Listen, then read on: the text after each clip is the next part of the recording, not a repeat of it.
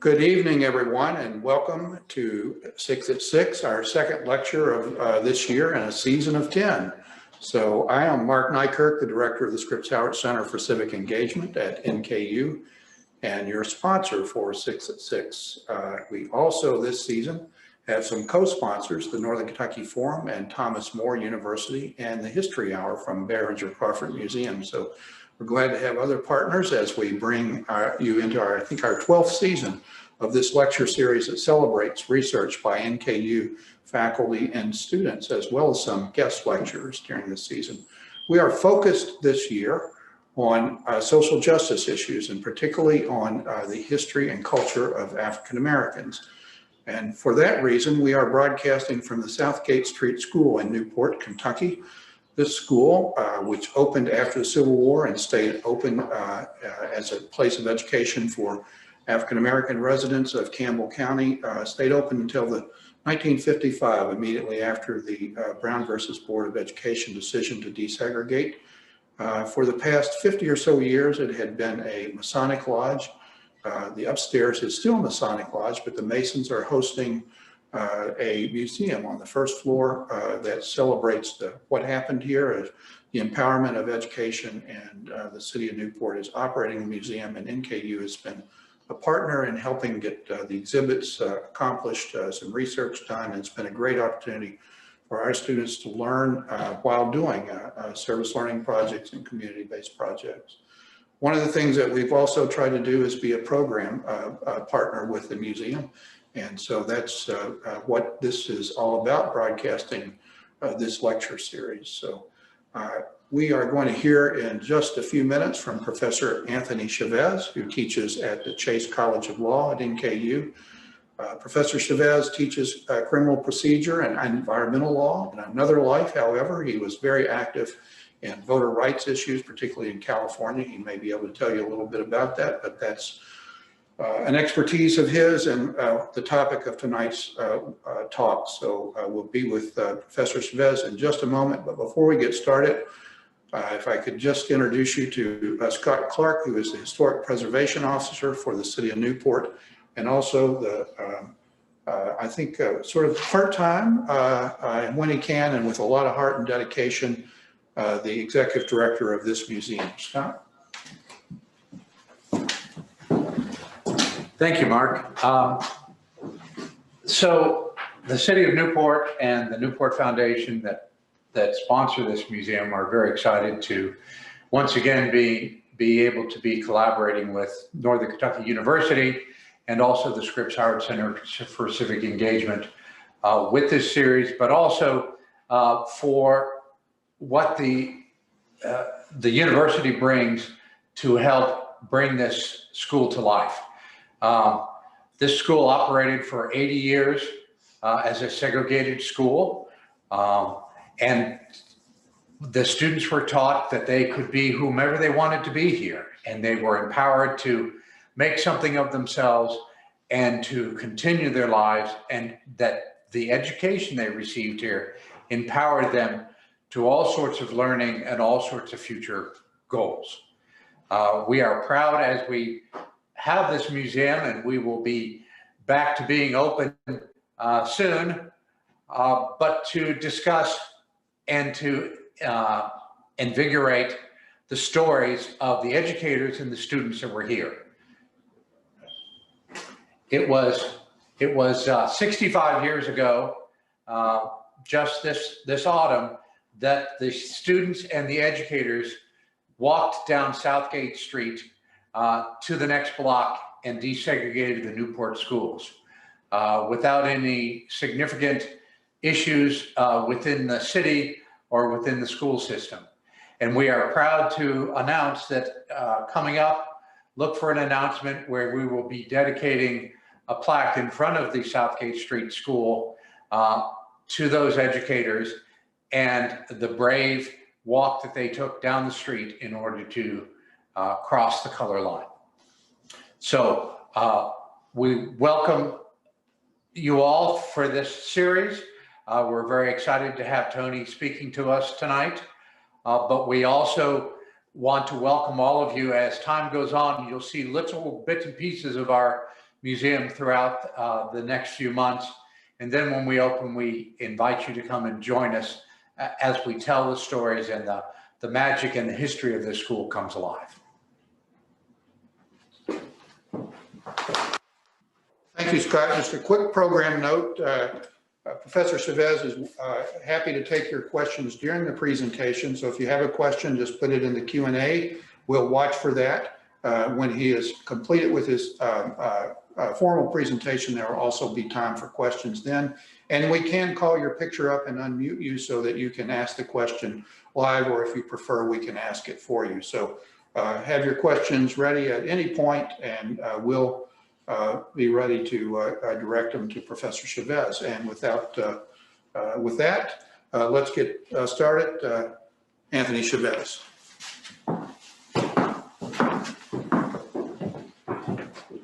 Good evening. The topic for tonight, as we've discussed, is voter suppression, and both past voter suppression and current voter suppression. I think it's good to get a bit of a sense of where this falls in the context of our national history. It helps to explain some of the approaches that were taken to address voter suppression, some of the techniques that have been used in the past, and we can see some of them carried over into the current day. So that current slide is a listing of the topics that we're going to be going through tonight. As you can see, we begin with effectively the birth of our country and the Constitution and its provisions, and then work our way through with some of the problems that developed. The probably a significant portion of our talk is going to be about the Voting Rights Act, because that remedied many of those problems, but we will see that some of those provisions are not still in effect. And as a result, we see sort of a wave or a resurgence in voter suppression activities. And we'll talk about some of the ones that I'm sure you've probably heard of in the news recently that are popping up in anticipation of the general election in a couple of weeks. And if we have time, we'll talk about, sort of tie some of this stuff into the census and redistricting, which is coming up next year. There we go. Okay, so on to the beginning with the Constitution. For those of you who aren't lawyers, you may not realize, or you may be surprised to find out, that we have what can be viewed as two legal systems in this country. We have the federal system and we have the state systems. And because we were a collection of states before we became the United States, when the Constitution was adopted, one of the concerns was to maintain as much independence for the states as possible. So some of our voting rights or voter suppression issues begin with the Constitution, because the Constitution provides that in most regards, the states are able to set their own rules with regard to the conduct of elections. And so Article 1, Section 4 of the Constitution specifically provides that the times, places, and manners of holding elections for senators and representatives shall be prescribed in each state by the legislature thereof. And as a result, each state, you may have come across this if you've voted in different states. They will have different times when the polling places are open. You will often vote in a different manner. Some places have paper ballots where you mark something. Others have, for those of us who are old enough and remember the Florida in 2000, there were punch card systems where you get hanging chads and diplomat chads and other manners of chad indications. And then some states now have computerized systems. But anyway, this all derives from this provision of the Constitution that allows states to have different, or determine on their own how they want to set up their elections effectively. So, and then another thing that's sort of interesting to find out is that I think we sort of have this general idea that when the Constitution was passed, the only people that could vote were propertied white males. That's sort of generally true, but not exactly true. It is true that males were the only people who could vote at the time. However, not all states had a property qualification requirement for voting. And in fact, as you can sort of see there, free blacks in some states were able to vote stemming from their participation and involvement in the revolution. Many white men were not able to vote. But over time, what happened is the property requirement tended to disappear or dissipate, and what became more prominent was the restriction based on race. So shortly after the passage of the Constitution in 1800, 5 of 16 states limited voting to only white property owners. But starting at the turn of the century, voting laws and policies began to change in the states. Beginning with Maine, with the exception of Maine, after 1802, every state that was added to the Union prohibited blacks from voting. So we see the focus more on race. And then what also happened is some of those states that were part of the original Union began to change their voting laws from starting in 1807, from a allowance of all inhabitants, all male inhabitants of the states to vote, to restricting to only white males. So as I said, you sort of get this shift from a restriction on property owners to allowing property owners, allowing both races, to allowing only the white race. And so by the time we get to the Civil War, basically the people who could vote were white men with property. After the Civil War and Reconstruction, then the 15th Amendment was passed, and that prohibited the denial of voting based upon a person's race, color, or previous condition of servitude, which we can see shortly within a decade a significant increase in the number of African Americans or blacks, and I'll use the two terms interchangeably tonight, who were able to vote. 9 of the southern states, the former Confederate states, of the black male population that was a voting age, the majority of them, simply a decade after the passage of the 15th Amendment, were able to vote. In 8 of those states, in fact, black turnout equaled or exceeded that of whites. So there's a substantial increase in voter participation by blacks once they were given this right to vote. And as often happens, success sometimes leads to problems, and which is what happened in the South after this significant participation by African-American males. The Southern legislators began to clamp down on the right of African-American to vote and adopted a number of different techniques that were designed to limit their ability to participate in elections. The two that we'll talk about most, and there'll be a few others that we're used to, but 2 of the main ones were the poll tax, and another was the, I forget what the other one was, it's on the next slide. The poll tax basically required someone to pay for the opportunity to cast a vote. And the added wrinkle or problem with poll taxes is they were cumulative. So if you missed an election and you didn't pay the poll tax for, say, the June primary, and you wanted to vote in the November general election, well, you had to pay the poll tax from June and the November poll tax as well. So you can imagine for low-income populations, it was especially burdensome. And then another aspect of many of these laws, especially the poll tax, was that there were what are called grandfathering clauses, which meant that, and the way that they operated was people who had ancestors who were able to vote in 1865, they were automatically grandfathered in, or their voting rights extended through their ancestors. And so they didn't need to pay the poll tax. Obviously, the wrinkle is that white, in this case, largely Southern states are what we're talking about, white Southerners whose descendants voted in 1865, They were able to vote. They didn't have to pay the poll tax.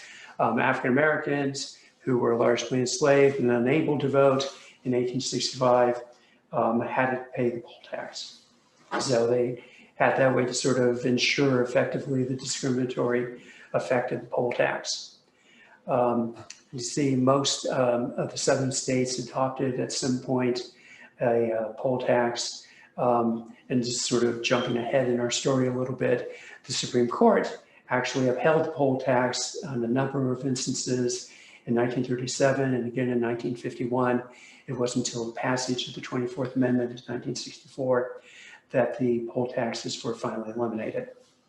The second provision that was used to limit voting in the South after that significant participation by Blacks in post-Civil War South was the adoption of literacy tests. Literacy tests being tests that questioned the voters to determine whether or not they were sufficiently qualified to cast a vote in the upcoming elections.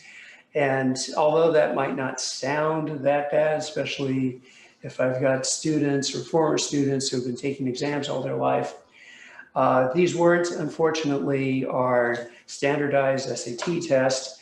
They were subjective tests. Different tests were asked of whites than were asked of African Americans. And there are numerous documentations of uneducated whites successfully passing whatever tests were administered to them, and Blacks who had college educations not able to successfully pass the literacy test. So that sort of gives you a sense of how disparate they were. And again, there were exemptions from literacy tests for either property owners, or there were also grandfather clauses providing for exemptions. So again, the white population generally was able to avoid these literacy tests. They had to take them. They were given an easier test. And so as a result, it had a targeted and successful effect in limiting the ability of Blacks to cast votes in these elections. Interestingly enough, and this is where some of these things sort of show how we're not just talking about the South and the issues that arose there. Literacy tests were still around even after the Second World War, and they were present in a number of states. Up to 22 states had literacy tests after World War II. Only 7 of them were in the South. Other states that had literacy tests include California, Connecticut, Massachusetts, New York. So states that you may not normally think of having these kind of restrictions adopted and used literacy tests. We'll see that the Voting Rights Act eventually abolished literacy tests. Okay, so between the period of 1890 and 1910, 10 of the former Confederate states adopted new constitutions in large part, and this is not me talking, this is very documented. I considered including it, but there's very direct language from some of the legislators that were involved in drafting and passing these constitutions, saying that we've seen a lot of Black votes. We can't have that. We have to do something to rein this in and get it under control. Well, what they did was they passed new constitutions. These new constitutions included poll taxes, included a literacy test, included residency requirements, basically a number of different devices to ensure that Black voter participation would be suppressed, close to eliminated, while the white populations would be able to still vote and basically run the government. And you can see how effective these new constitutions were in reducing Black participation and registration. 3 examples there: Louisiana, Mississippi, North Carolina. Mississippi has only 6% of its Blacks were registered after the passage of these constitutions. You look at Louisiana, North Carolina, 1% or lower. So they were accomplished exactly what they were intending to do: reduce or suppress Black participation in the election systems of these states.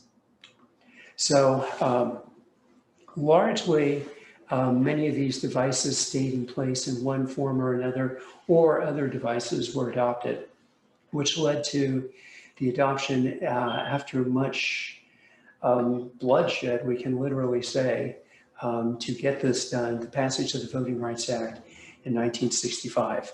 There are a number of provisions to the Voting Rights Act. I want to focus on these, and we'll talk a little bit less about Section 2 vote dilution, which I know I've listed these numerically in order, but that's not the order we're going to talk about them. Of course, being a law professor, I've got to be difficult about these things, but we'll talk about these provisions and see how they operated and what the problems were that they were trying to address. Section 201 of the Voting Rights Act prohibits a test or device to register or to vote or cast a ballot. So the problems that we were talking about with the literacy test, it was abolished through Section 201 of the Act. Not only addressed literacy test, these educational or knowledge requirements, or some states had a requirement that to vote, someone had to bring someone into the polls or to the clerk's office to vouch for their good moral character. Section 201 abolished all of those, said it's unlawful to have any of these types of tools or devices to register or to cast a vote. Section 6, and this is where we get more involved in what was going on in the polls and how that's addressed. Section 6 provides for the appointment of federal examiners, and then the key is what federal examiners do. To address these problems of Southern governments not being willing to register their Black voters or their Black potential voters to vote, what the Voting Rights Act did was it provided for the creation, I guess, or appointment of federal examiners who, if the Attorney General first had to make a determination that the registration rates in particular states were low and that they had used some sort of tool or device that was restricting voting participation. With that designation, federal examiners were then sent to the counties. The examiners were empowered to register voters, and they maintained a separate list of voters, or voter list of the people that they had registered. And you think about what this is doing. This is making sure that someone who comes in to vote or to register doesn't have to go through any of these literacy tests or processes. They don't have to worry about there being a purge or someone saying that they don't see their name on the registration list. The federal government was maintaining its own separate list to ensure that these people were able to register and to vote. So the provision specifically sought to prevent jurisdictions from denying the right to vote by refusing to register persons, by purging them, or another problem that would arise is they would change the hours when the registrar's office would be available. And so one day it may be open at 8, one day it may not be open, another day it may close at noon. And so it avoided those issues too, which could hinder people trying to participate in the election system. So going hand in hand, well, let's first look at this chart, which shows you the effect that some of these changes of the Voting Rights Act had shortly after passage. This chart looks first at March 65. So the Voting Rights Act was passed in August 65, so about half a year before then. And then again in September 67, so about 2 years after passage of the act, we're looking at registration between these two different periods. Orange is Black participation or registration, green is white registration. So you can see in a number of states, Black registration was less than half of what it was for whites and throughout the South. And then shorts, 2 years after passage of the act, Black registration doubled during that period. So clearly these provisions of the Voting Rights Act that were targeted to help remove devices of suppression and enable participation had a very significant and immediate impact. Another way to look at this, and this actually extends out beyond the Voting Rights Act, the 1967 period that we looked at to 1988. And there's a little bit more of a complicated chart, but I'll show you and you can sort of see what the difference is. So it goes by state. The first bar shows you the 1965 state of being, and then how things were about a quarter of a century later. So the number, or the circle, I guess, on the left is going to be the black number. The circle on the right is going to be the white number. And down below the scale is the percent that's registered. So you can look at in Alabama, there's this huge disparity. Actually, let's go down to Mississippi because it's more fun. There's a huge disparity here between the amount of blacks who were registered prior to passage of the Voting Rights Act or shortly after that time, and then whites. With regard to blacks, we'll say roughly about 5% of blacks were registered in 65. We look at the white population, it's around 65%. You look about a quarter of a century later, and their numbers are almost ideal. And even more interestingly, they both exceed what the white registration had been back in 1965, and they're both about in the 70s. And so that's sort of the way to read this chart. You can see, interestingly, Louisiana in 1988, white and black registration was almost identical. But just sort of quickly looking at this chart, you can see there's great disparities across the board. And a quarter of a century later, most of these registration disparities have been reduced to a minimal level, if not almost completely reduced. One last way to look at the effect of these changes on black participation being demonstrated by the election of black legislators in the South. First looking at the red numbers and then at blue numbers. This is looking at the number of black legislators who were elected in the South. First, the red numbers are in the 1800s, so shortly after or when the Reconstruction period began, you can see that there's a spike. And then as the Reconstruction period ended, and it cratered very quickly and basically went down to zero. With regard to the 1960s period, again, before the passage of the Voting Rights Act, basically still at zero. And then you see that there's been a steady increase in the number of blacks who were elected in the South. So again, another indicator that these efforts to allow people an opportunity to vote, well, what do? They go out and vote, and they elect candidates of their choice, which is the design of the Voting Rights Act. Okay, so to Section 8 of the Voting Rights Act. Counties where the Attorney General had designated for appointment of the federal examiners that we talked about a few slides ago, where the people went out and actually registered people. They were also places where the Attorney General could determine if there was a need or a concern that federal observers could be sent to those counties.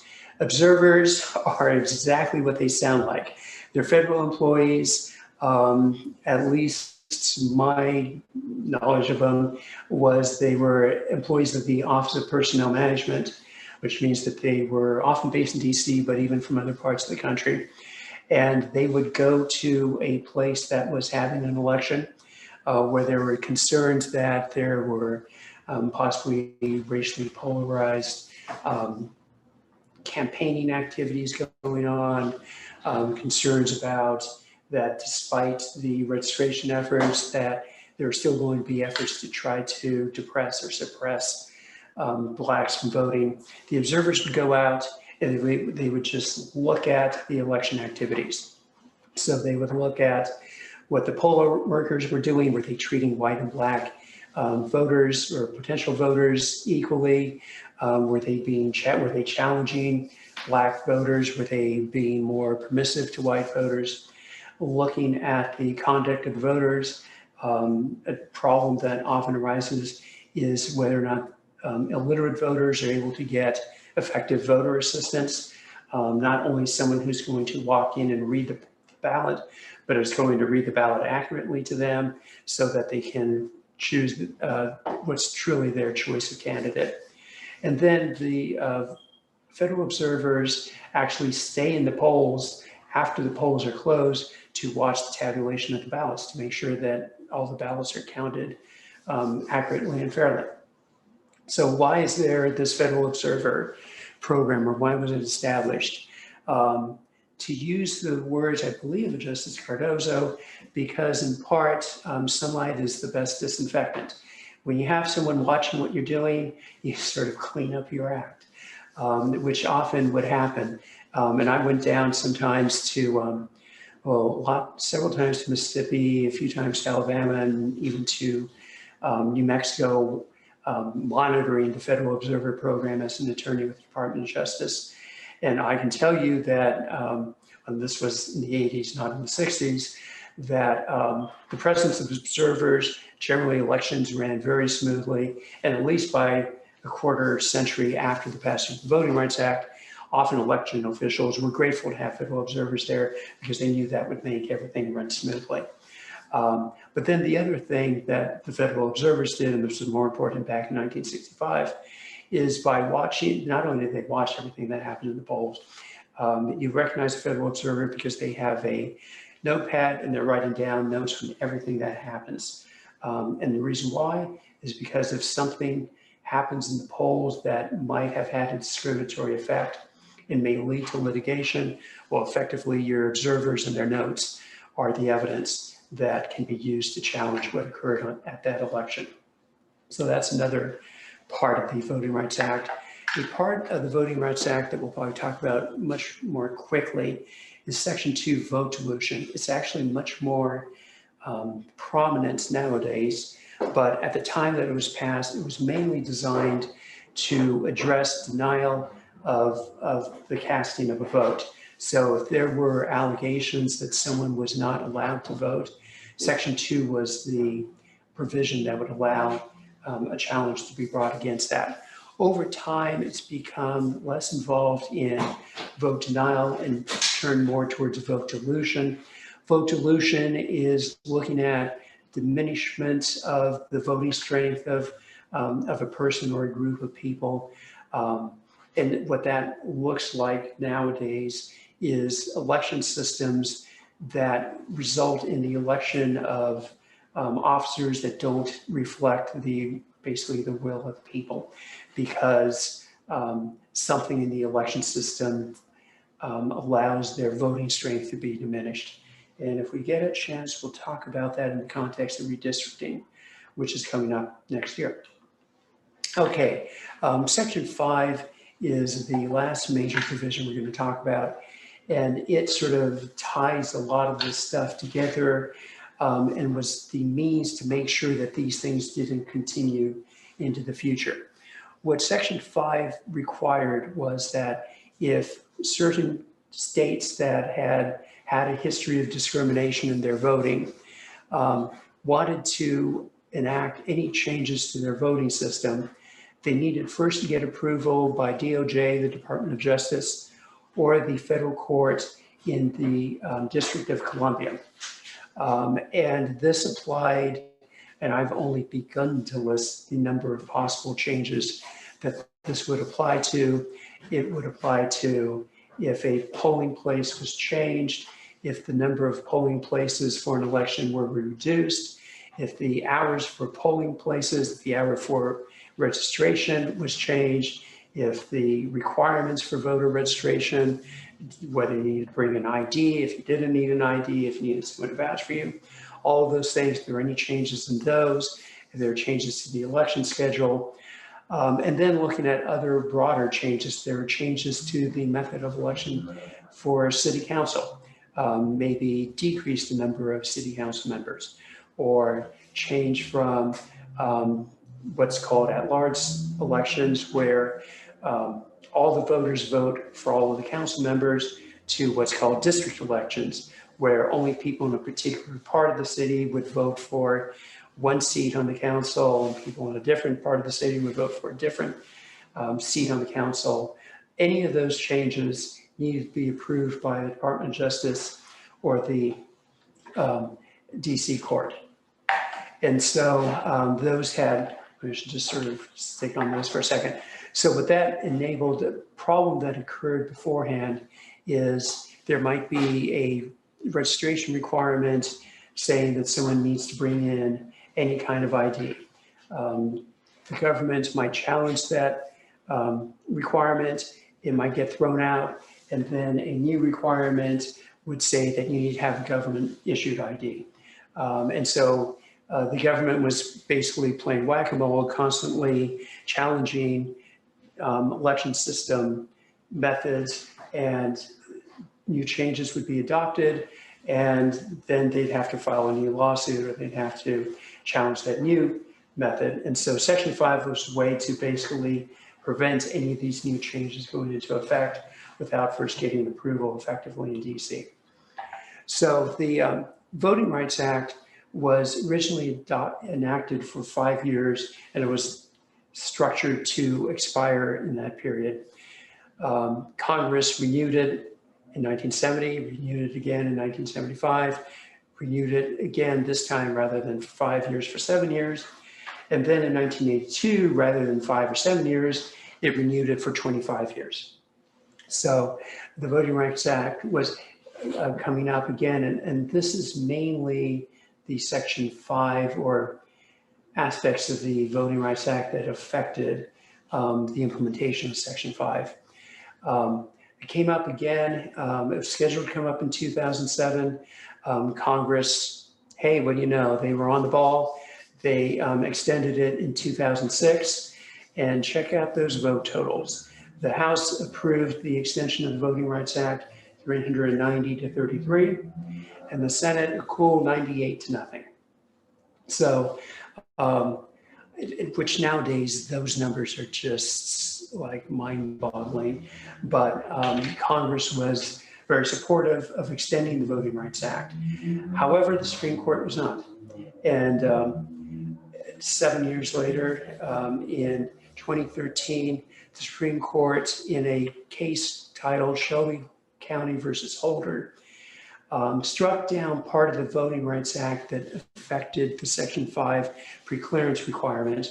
It basically said that the particular provision, Section 4, determined which counties needed to go through the Section 5 preclearance requirement. The Supreme Court said those provisions, basically what you're doing is it didn't say regurgitate, but you're regurgitating the requirements that were established in 1965.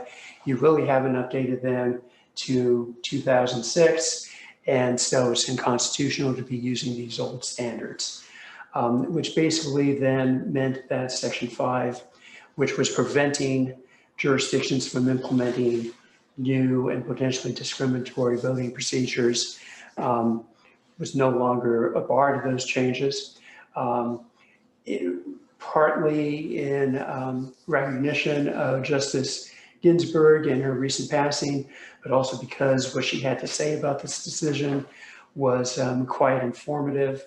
Her comment about it was, and this is in dissent, throwing out preclearance when it has worked and is continuing to work is like throwing away your umbrella in a rainstorm because you are not getting wet. So basically what she's saying is, Section 5 has been working. It's been preventing discriminatory procedures from being enacted.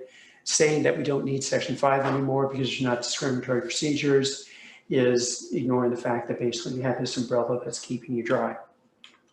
And so post-Shelby, shortly thereafter, and I am talking a matter of weeks, states began passing a number of different voting requirements that severely had discriminatory effects on their population.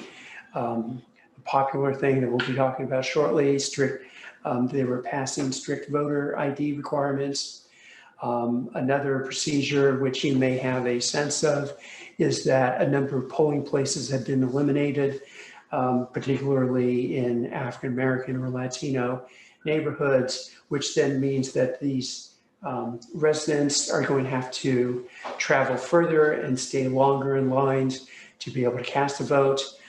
They've reduced the number of early voting days. So some jurisdictions might have allowed people to vote 14 days in advance of an election, and they've cut that down to 3 or something. That's an extreme example, but moves like that. New efforts to purge the rolls of voters, which have the effect often of taking people off the registration list without letting them know, and in many instances based upon errors, and redrawing election districts. That are at the bottom, sort of give you an idea of what kind of effect this has had in those states that have been covered by Section 5. After the Supreme Court decision we were talking about, almost 1,700 polling places have been eliminated just in the 7 years since that happened. And you think about that's only across about 11 states. It's an amazing number of the polling places that are now gone, and that now adds to the burden of voters on election day to cast their vote. Okay, so one of the, as I said, one of the new changes that the Shelby County case opened the door for were the imposition of voter ID requirements. Many states adopted new voter ID requirements. Voter ID requirements require a person able to vote to present usually some form of ID. In many instances, it could be a driver's license. Sometimes it may need to be something more limited in nature. Sometimes it can just be, some student ID or whatever. In general, this is the first group of numbers, minority persons, Latinos and Blacks are less likely to have a driver's license than whites are. So requiring them to bring some form of ID tends to reduce their ability to vote. And then you can sort of see that on the next level, specifically with regard to when there are more restricted voter ID requirements, that again, minorities are even less likely to have the required IDs. Here you can see in this chart, this compares across population groups. You can see both for general elections and for primary elections are what the charts are. But what they're showing you is whether or not these groups effectively have the voter IDs that are required to vote. And so Hispanic populations, you can see, don't have the IDs. Black populations did for general, but again, a fall off on primaries. Asian Americans, same story. Mixed race, same story. Whites generally have the IDs that are required. So this is how, if you are a legislator and you're trying to cut down on minority participation in voting, voter ID happens to be a very good way to have that effect. So a total of 36 states have laws requesting or requiring voters to show some form of ID, and 35 of those requirements, 35 of those states have those requirements that will be in effect for the 2020 election.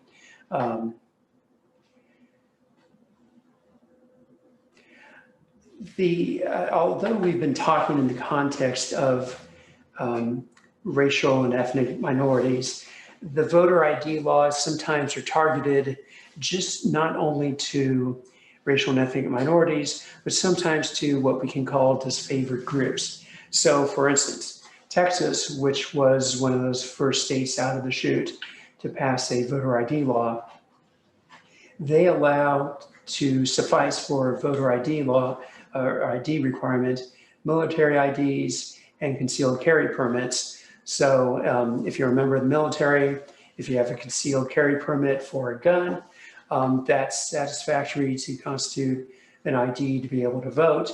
On the other hand, state employee IDs and university IDs do not. So what's the saying?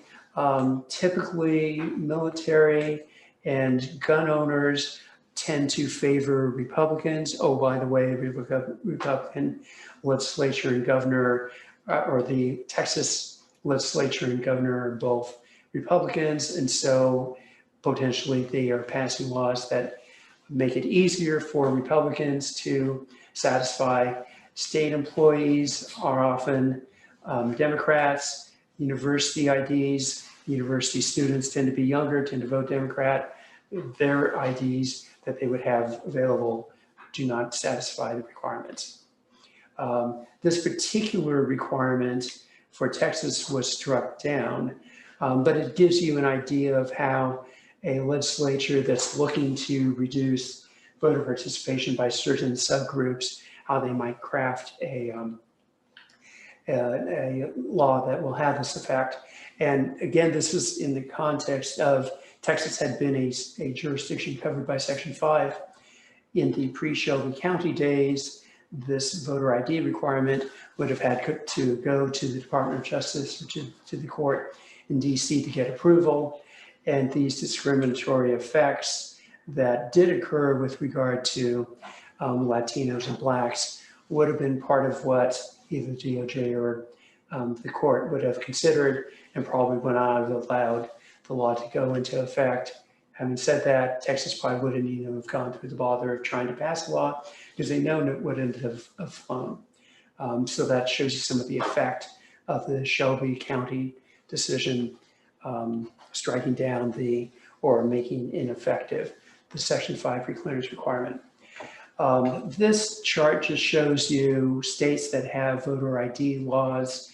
As we go from the light green to the dark green, they're more restrictive, or they're more limited ID methods that are acceptable to vote. You can see there's a preponderance of southern states that have passed these laws. If you've been following Wisconsin, you know that they've had some, some very partisan, shall we say, activities going on there lately. And so Wisconsin is another state that's an example of some of the strictest voter ID laws being passed. Another method that's been used to great effect recently is a voter purge. Voter purges are something that voting officials often have to do in some means because effectively Deadwood collects on their voter registration list because people change locations, they may change states, they may change names because they get married, and then they also die. And so some of the names on a voter registration list are old and no longer valid. And so to some extent, a voter purge is legitimate. However, it's also true that voter purges tend to not be communicated to the persons that are removed from the rolls. They tend to are more likely to get purged because they've moved are people who are low income and therefore not property owners, they're renters. Another reason people are purged is because their names may change over time, or they may change their signatures. Again, all of these things tend to be more prominent among low income parts of the population. And so voter purges that aren't neatly tailored and that don't communicate to the voters who are removed that there have been purges can reduce, especially low-income people who especially are predominantly or disproportionately minorities. And we see since the Shelby County decision in 2013, just in the period between 2014 and 2016, there were 16 million people purged from the rolls, and this is a 33% increase from the amount that had been purged shortly before the 2008 election. So you can see voter purges have increased. This chart just sort of shows you where a lot of places are, where purges are occurring. Again, you see a lot in the South. There's some other places too.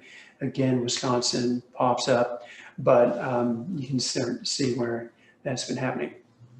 A separate issue under the topic of voter suppression that I want to talk about, because it may come up shortly, like in a couple of weeks, are voter intimidation efforts. And there was a very prominent and consequential voter intimidation effort that occurred in 1981. This was right after the Reagan Revolution of 1980. Democrats were very energized to win the governor's seat in New Jersey. Republicans were very energized to block that from happening. So the Republican National Committee, the RNC, put together a program. They sent off-duty police officers and sheriffs to the polls. They brought their sidearms. They brought their two-way radios. They wore armbands that said National Ballot Security Task Force. They posted signs like this, which say in big bold letters, warning, this area is being patrolled by the National Ballot Security Task Force. One of the effects that this had, and one last point I should make, is that this National Ballot Security Task Force members were sent to predominantly Black and Hispanic polling places. Reports were that a number of voters seeing this force out turned away from the polling places. In addition, in connection with the election, when the vote counts were taken, the task force members challenged 45,000 of the votes that were cast for the gubernatorial election. And it turned out that out of 2.3 million votes cast for that race, it was decided by less than 1,800 votes. So this had a very suppressive effect on voters, and especially minority voters in this election. As a result, the Democratic National Committee sued the Republican National Committee. Interestingly enough, the Republican National Committee settled the lawsuit.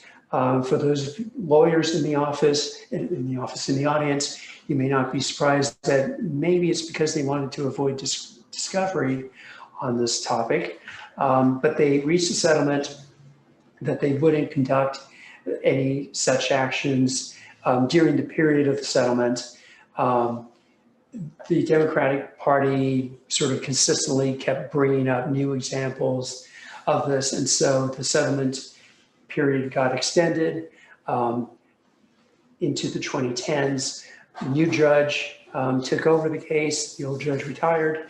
The Republican Party went low profile for a while. And so in 2017, the court lifted the decree and said that you're no longer subject to its terms, which is another way of sort of just like turning the Republican Party loose. When this occurred, a lawyer with the 2020 Trump campaign described the end of the consent decree as a huge, huge, huge, huge deal. So something to be aware of is this is the first presidential election to occur since 1980 that the Republican National Committee has not been under this consent decree with regard to this type of voter intimidation effort. So keep an eye out in November.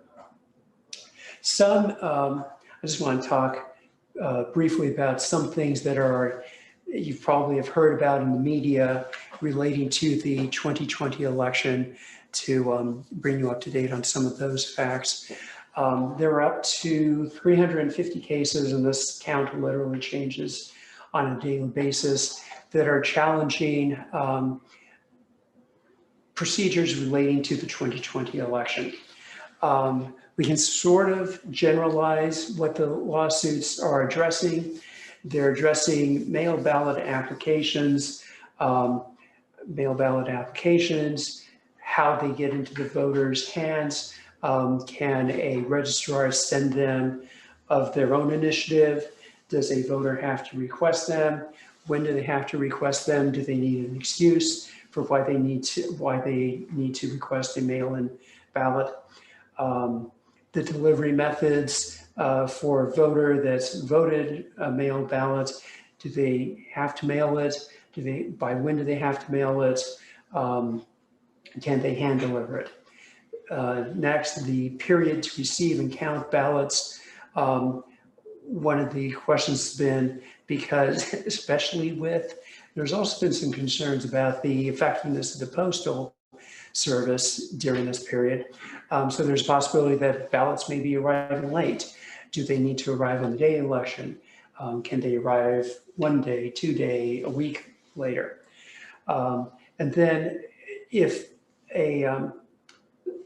not the legislator, but someone in the executive, the government, typically the Secretary of State, orders changes, are they authorized to do so, or do they have to go through the legislature? This happens to be a very timely presentation because yesterday, on October 19th, the Supreme Court declined to hear one of these cases that was bubbling up, specifically was bubbling up from Pennsylvania, where the Pennsylvania Supreme Court ruled that although the deadline had originally been that ballots needed to be received on the day of the election to be counted for mail-in ballots, the Pennsylvania Supreme Court said, well, no, if they arrive within 3 days after the election, that's sufficient, they should be counted. The Supreme Court didn't rule on it, they just declined to hear the case. Now, one extra point, especially for you lawyers out there in the audience, the vote to not take this case, not grant cert, was 4-4, with Chief Justice Roberts voting with the 3 remaining liberals. The 4 conservatives had voted to take the case. What do you know? In a week or so, we're going to have an additional conservative vote, which may means that although this case wasn't heard by the Supreme Court, there may be future ones relating to the 2020 election that will get the 5 votes for the Supreme Court to grant cert. Then another thing you've probably been hearing a lot about is voting by mail. Just to give you a little bit of the facts about voting by mail. From 2000 to 2014, in all the elections that have been held for federal offices, for state offices, throughout the 50 states, over 1 billion votes have been cast. Only 31 efforts have been documented of people saying that they were actually someone else, that they were impersonating another voter. So this concern about voting fraud and that making it easier to vote is going to open up a whole can of worms regarding voter fraud, just hasn't been demonstrated through past elections and procedures. Then another thing that's sort of more tailored on this is concerns that more voting by mail is going to, again, be another way that's going to open up the floodgates to voter fraud. Well, 5 states, Colorado, Hawaii, Oregon, Utah, and Washington, hold their elections primarily by mail, and they've had almost no cases of fraud or other problems. Oregon has had exclusively vote by mail since 2000. Over 1 million ballots have been cast since that period, and less than 20 examples of documented cases of fraud have occurred during that period. So these allegations, these concerns, these charges of voter fraud just haven't been documented in the record, and there's no basis from what we've seen to date to say that this is a concern that is likely to crop up. This slide, I'll just sort of show you briefly, just to give you a sense of the problem that the Constitution has created by turning over the voting requirements to the states. You have this patchwork of different policies with regard to what the requirements are for voting by mail in the states. You can sort of see that there's a little uniformity, which causes a lot of problems. Okay, I think we are at time. If there are questions, I better leave time for questions now, or I'll go on talking about the census, I'll talk about redistricting and reapportionment and other things. I can keep going? Yeah, keep going. Okay, but I need water if I'm going to get those Yeah. extra minutes in. Okay, since another thing that is very timely, that's related to this idea of not letting people vote effectively for the persons that they want and getting them elected, ties into the idea of redistricting, which also ties into the census. Redistricting, a number of offices, for instance, Congress, are elected by election districts. So someone who wants to run for Congress has to run for a particular congressional seat, and only the people who live within the boundaries of that district vote for that representative. And you have no say about the representatives who are voted into the other or representing the other seats. The Supreme Court has decided that those districts within each state need to be as equal in population as possible. The way we know the size of our population is through the decennial the decennial census, which occurs in years ending in 0. In other words, 2020 is a census year. And so the census is occurring to get the population data, which allows for redistricting. It also allows for apportionment or reapportionment, which we'll talk about in a second. But let's talk about the 2020 census. So the Constitution actually requires that a census occur on April 1st of every year ending in 0. Although it says the census has to be taken of where people lived or resided on April 1 of a date, you may know that the census operates before then. Now that they have an online census form, I filled mine out, I think it was March 15th, March 17th, something like that, so you can do it beforehand. A problem that the census often runs into is that people don't respond to it. And so they have to send second forms, they have to call households up, they have to send census enumerators out to households to find out, hey, what happened? Were you living here on April 1? And give me some information about who was living here and that. The problem that happens, though, is that historically, minority populations and low-income populations don't respond to the census, or their responses or may not be accurate or may not be complete. And so there's this undercount of minority populations. For this reason, that's one of the reasons why the census operations continue on besides April 1. But we were in the middle of something else on April 1, namely a pandemic. So a pandemic that basically kept everyone in their homes and kept census enumerators in their homes rather than going to households to find out why they didn't participate in the census. The Trump administration went back and forth. At first they said that they were going to extend the period for this non-response follow-up to help reduce the undercount of minority populations. Then they decided, no, we're going to end the count early. And if we don't catch all the minorities, oh, well, too bad. You know, those things happen. I think it was last week or the week before, the Supreme Court ruled that that was okay. So the Census Bureau ended its counting operations last week, even though they had said themselves that there were 10 states, 20% of the states had been undercounted, and there were people that were being missed in the census. How does this tie into our reapportionment and redistricting? The numbers from the census then determine what the populations are of the states. Depending upon the populations of the states, determine how many congressional representatives you get.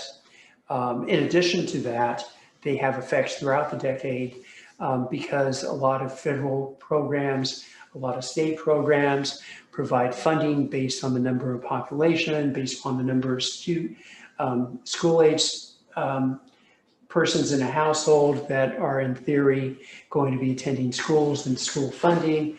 So there are a number of different both governmental representation and funding that's tied to the census. And so miscounts of the census can have effect on all of those.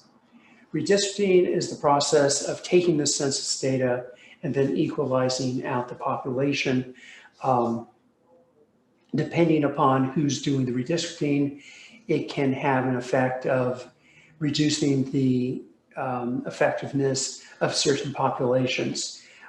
As one person has described it, often, I should say, the state legislatures are usually the group that perform the redistricting. And one person has described that process as the state legislators are picking their own voters rather than the voters picking the legislators. So just to sort of show you, give you a visual on how redistricting can have an effect. If you have a jurisdiction where you've got 50 precincts, 60% of them are green, 40% are yellow. That's this first block here. Depending upon how you want to draw the lines, you can have a very different impact on who's going to get elected from those districts. So if you've got 5 districts and you draw them, you can potentially draw them where each district has a green majority, which means the green population is able to, or the green voters are able to elect their representatives. And even though the jurisdiction is 60% green, actually 100% of the representatives from that area are going to be green. If yellow has influence, they can draw the lines differently. And although they're only 40% of the population, they can elect effectively 60% of the representatives. So who's redistricting can have a significant impact on who gets elected and who represents you. To give you real world examples of this, this is what happened after the 2010 redistricting. Looking at 4 states, taking the first one, Maryland has a Democrat majority that's both in the state legislature and in the governor's office. So that basically means that Democrats are running the redistricting.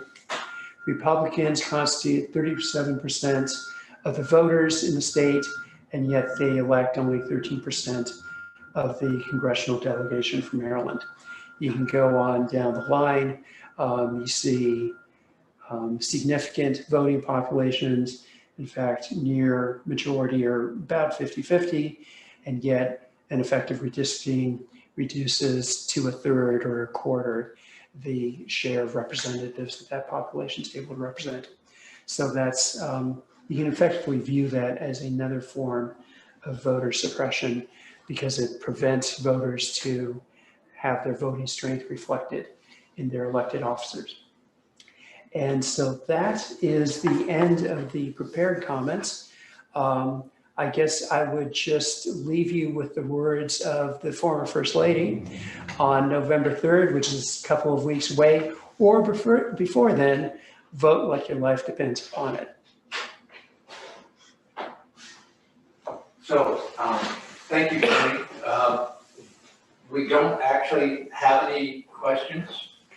Sometimes that's good and sometimes that's bad. I think It means I don't get stumped. I think it's a good indication of how well you covered the topic and explained what you were looking at. Do you see any? So when we talk about voter suppression, this is a question of my own.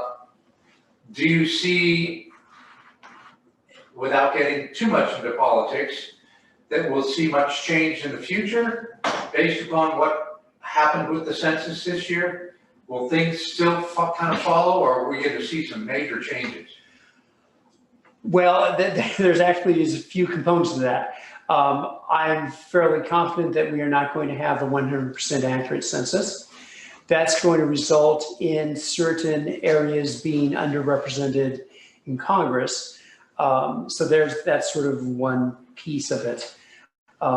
Nevertheless, we are in a couple of weeks going to have elections based upon the current data, the current lines, the current setup.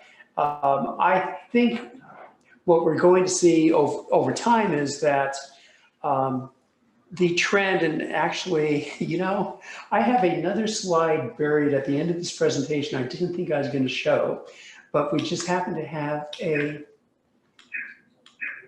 let me wait for the signal from my IT guy.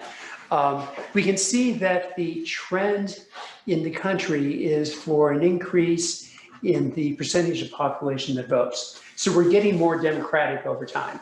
Now, this is basically a 200-year period, but I think it sort of shows us where we're moving as a population. So I think, and also we know that there are certain demographic changes that are built into our population. Basically, the white population is declining, the minority population is increasing, voter suppression efforts have been made, and I guess the losers on the voter suppression efforts have been minority populations. As they become a more significant part of the population, they will be more supportive of these democratic with a small d efforts to open up the vote to more people. I suspect also if both chambers of Congress and the presidency are united under a different party, I suspect, in part because of these experiences, they will pass legislation that will open up voter methods and opportunities, extended mail-in voting, longer period to cast a mail-in vote, devices like that. Great, thank you. All right, thank you very much. It's been a pleasure. Thank you. Thank you, Professor Chavez, and I know our audience is muted, but if we could unmute them, they'd be applauding you briskly right now. So thanks for doing this evening. Folks, please come back, join us again next month. We'll be back at the Southgate Street School, and our speaker next month is Luis Sierra, who is a professor at Thomas More University. He'll be telling us about two sisters from the 19th century who were slave owners and who became active in the freedom movement and in the suffrage movement. And that will continue our emphasis and understanding of African-American history and culture as we do so from here at the Southgate Street School in Newport. I also want to tell you that if you're out and about and in Newport near the flood wall, you will see a new mural completed by Gina Arardi, who is a recent NKU grad and designed while she was an art student in NKU, that depicts a scene from this school. So drive by and have a look at the mural. It's the first of 9 murals planned in Newport. This is the 225th anniversary of the city, and the mural project is a celebration of that history. So thanks for being with us, and we'll see you again next month.